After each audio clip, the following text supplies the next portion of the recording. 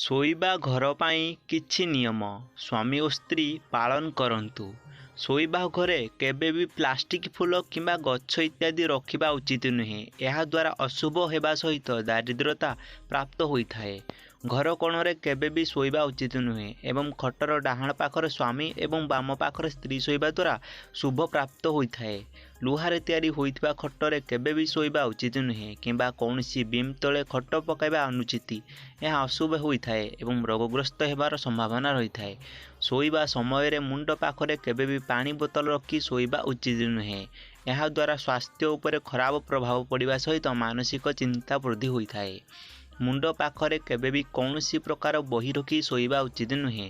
ଏହା ଦ୍ୱାରା ବୁଧ ଗ୍ରହଙ୍କ ଖରାପ ପ୍ରଭାବ ପଡ଼ିବା ସହିତ ଉନ୍ନତି ବାଧାପ୍ରାପ୍ତ ହୋଇଥାଏ।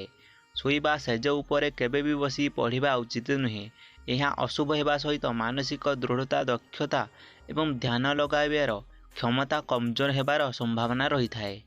ଶୋଇବା ସମୟରେ ମୁଣ୍ଡ ପାଖରେ କେବେ ବି ମୋବାଇଲ ଫୋନ୍ ରଖି ଶୋଇବା ଉଚିତ ନୁହେଁ। ଏହା ଦ୍ୱାରା ମସ୍ତିଷ୍କ କ୍ଷତିଗ୍ରସ୍ତ ହେବାର ସମ୍ଭାବନା ରହିଥାଏ।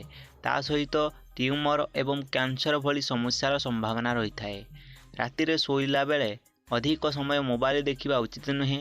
ଏହା ଦ୍ୱାରା ଶରୀରରେ କୋର୍ଟିଜନ୍ ନାମକ ହରମୋନ୍ ପ୍ରଭାବିତ ହୋଇଥାଏ, ଯାହାଦ୍ୱାରା ନିଦ ସମୟରେ ବି ଚିନ୍ତାଗ୍ରସ୍ତ ହେବାକୁ ପଡ଼ିଥାଏ।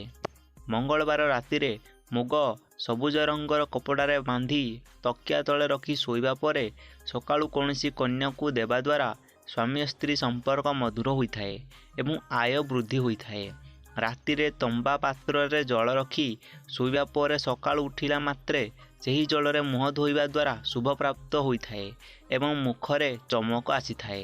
ତକିଆ ତଳେ ଲୁହାର କୌଣସି ଚାବି ରଖି ଶୋଇବା ଦ୍ୱାରା ଶୁଭପ୍ରଦ ହୋଇଥାଏ। ତା ସହିତ ଶନି, ରାହୁ ଏବଂ କେତୁଙ୍କ ଖରାପ ପ୍ରଭାବ ଦୂର ହୋଇଥାଏ। ସୋମବାର ଦିନ ରାତିରେ ତକିଆ ତଳେ ସିନ୍ଦୁର ରଖି ଶୋଇବା ପରେ ମଙ୍ଗଳବାର ଦିନ ହନୁମାନ ମନ୍ଦିରରେ ଅର୍ପଣ କରିବା ଦ୍ୱାରା ସ୍ୱାମୀ ସ୍ତ୍ରୀ ମଧ୍ୟରେ ବିବାଦ ଦୂର ହୋଇଥାଏ ଏବଂ କାର୍ଯ୍ୟକ୍ଷେତ୍ରରେ ପ୍ରଗତି ହୋଇଥାଏ।